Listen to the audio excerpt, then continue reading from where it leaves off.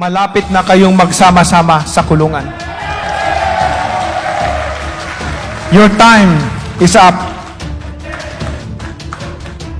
Binigyan namin kayo ng pagkakataon, ngunit kami ay inyong binigo. Naghintay po kami na mahabang panahon. Ilang dekada na ang lumipas, pero wala ding nangyari. Sawa na kami sa inyong mga pangako, sa inyong mga dahilan. Sa ngalan ng PDP Laban at ng bawat Pilipino, nangangarap ng isang maunlad na buhay, si Manny Pacquiao po ay handang gumabay at mamuno sa inyo sa panahon ng kahirapan, pagbangon at pag-asinso. Panahon na magsama-sama po tayo.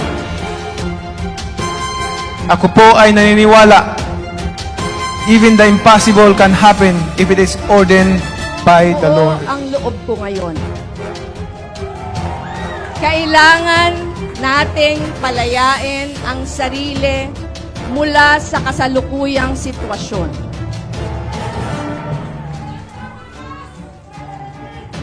Lalaban ako. Lalaban tayo. Inihahain ko ang aking sarili bilang kandidato sa pagkapangulo sa halalan ng 2022. Kung parehong uri ng pamamahala at pareho ang pagkatao ng mga magwawagi sa araw ng halalan, wala tayong aasahang pagbabago. Tatalunin natin ang luma at bulok na klase ng politika. Kaya tinatawag ko kayo, gisingin ang natutulog pang lakas. Tumindig kayo, tinitiyak ko, meron ding titindig sa tabi nyo.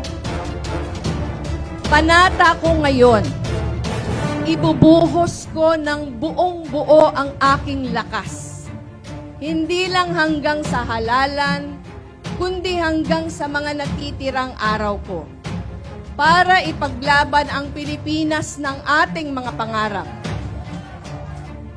Buong-buo ang tiwala ko. Magtatagumpay tayo. In his sixth and final State of the Nation address last July 26, President Rodrigo Duterte admitted that he was wrong to think that leading the country is as simple and easy as leading Davao City. Walang debate sa katotohanan. Hindi natin dapat payagan ang maling akala para sa kinabukasan ng ating bansa. Sa gitna ng pandemya, baon sa utang ang ating bansa. Marami ang nawalan ng trabaho dahil nagsara ang maraming negosyo. Nadagdagan ang bilang na mahihirap, lalo pang dumami ang mga kumakalam ang sikmura. Talamak ang korupsyon. Laganap pa rin ang iligal na droga.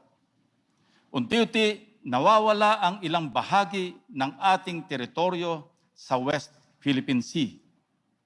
Ilan lamang ito sa malalaking problemang nagdudulot ng kawalan ng pag-asa ng mga Pilipino. Hindi biro-biro ang mga pagsubok na haharapin ng susunod na administrasyon. Between me and Senate President Soto are more than 80 years of honest, dedicated, and competent public service. Mayroon kaming sapat na kakayahan, katapatan, at katapangan upang pamunuan ng ating bansa at upang muling bumangon sa ating pagkakalugmok. Malaking hamon, subalit kailangang maibalik ang tiwala ng ating mamamayan sa gobyerno at sa mga namumuno. I could not stress it enough. Ang tamang pamumuno ay dapat pangunahan ng leadership by example. Hindi sa salita, kung hindi sa gawa.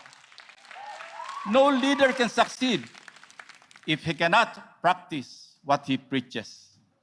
Kailangan natin ang leader ng tama ay paglalaban at ang mali ay lalabanan. Kaya naman, magiging una sa ating prioridad ang mas maigting na pagtugon sa pandemya.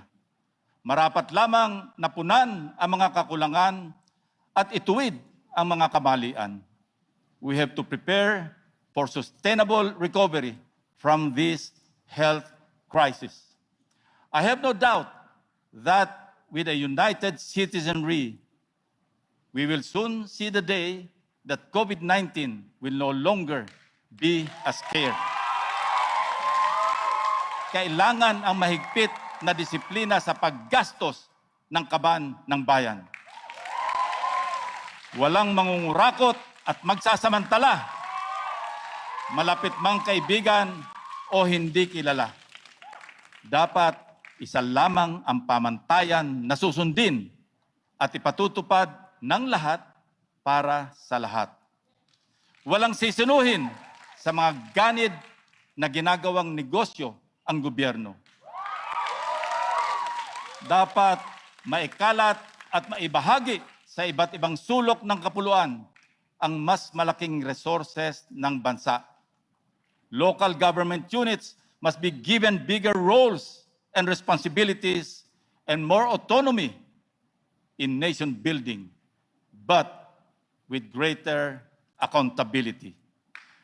The national government will be their big brother watching over their shoulders, hindi lamang upang tulungan at gabayan na paunlarin ang kani-kanilang mga komunidad,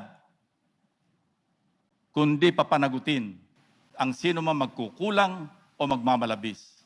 Konting tiis na lang, malapit na, makakaahon na tayo.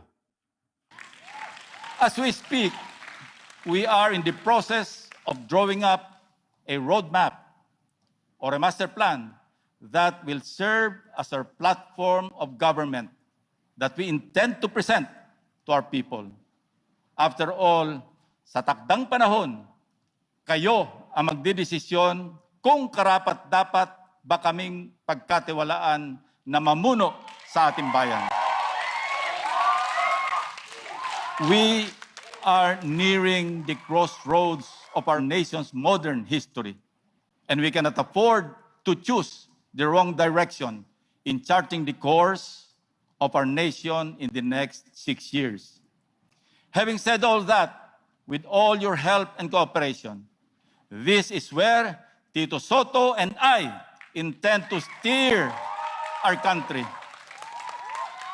from despair to hope, from apathy to empathy, from fear to trust, from poverty to prosperity, from self-pity to dignity. The Filipino deserves no less.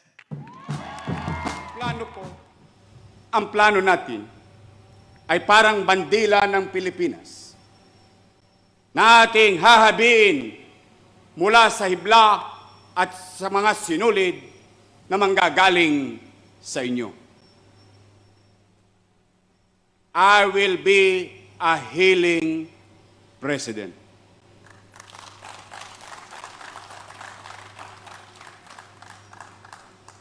While ours will be a government of national reconstruction, it will be also be a government of national reconciliation based on justice and rule of law.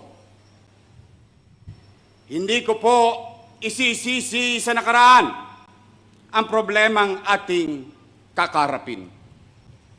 We can only move forward on our road to recovery if we are not consumed and immobilized by the rear view mirror politics. While poverty dehumanizes, it must not take the humanity out of you. Opo, lumaki akong busabos, ngunit hindi ako naging bastos.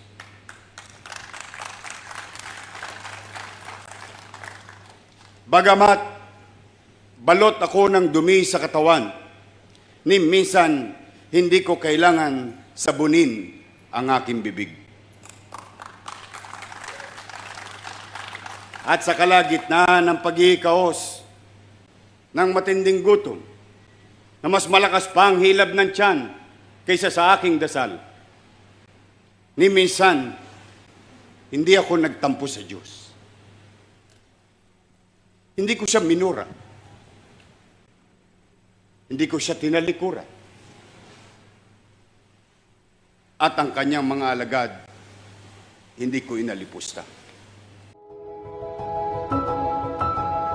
Ladies and gentlemen, good afternoon. As I speak to you today, the Philippines faces one of the greatest tests in its history. The global pandemic has raced through our country, destroying the lives of people, of families, of entire communities. And if we have learned anything in the time of COVID, it is that each of us, no matter our station, is in need of the help of our fellow Filipinos. We must face the challenge as one country, as one people. Together, we must work towards a shared vision of our country through COVID and beyond COVID, to find a way through this crisis with a common goal, a vision to guide us and to lead us. I know that it is this manner of unifying leadership that can lead us through this crisis, get our people safely back to work, for all of us to begin to live our lives once again. And that is why I am today announcing my intention to run for the presidency of the Philippines in the upcoming May 2022 elections.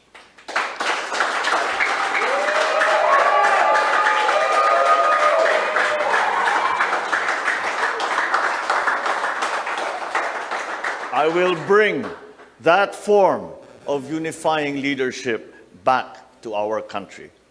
Hangad kong ibalik ang mapagkaisang paglilingkod ng magbubuklod sa ating bansa. Tayo'y magkaisa at sama-sama tayong babangon mula sa hagupit na pandemya, babangon mula sa paglulugmok ng ating ekonomiya. Let us bring Filipinos back to one another in service of our country, facing the crisis and the challenges of the future together. Join me in this noblest of causes, and we will succeed. Sama-sama tayong babangon muli. Thank you.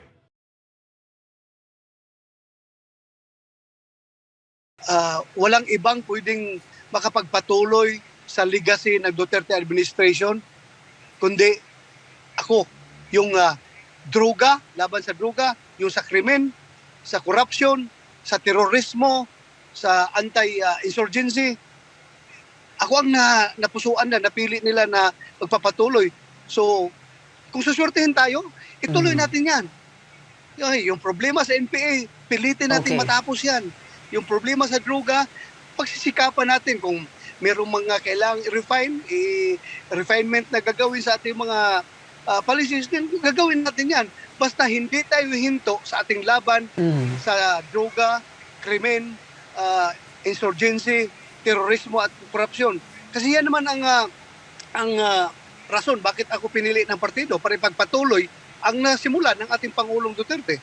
Gawa namin yon para sa kabutihan ng ating bansa, para matahimik ang ating bansa, para ang mga anak ninyo ay makakapaglakad sa kalsada ng hindi namumulistya, para makatulog kayo ng mga himbing tuwing gabi, na walang akyat bahay na akyat sa bahay nyo na under the influence of drugs.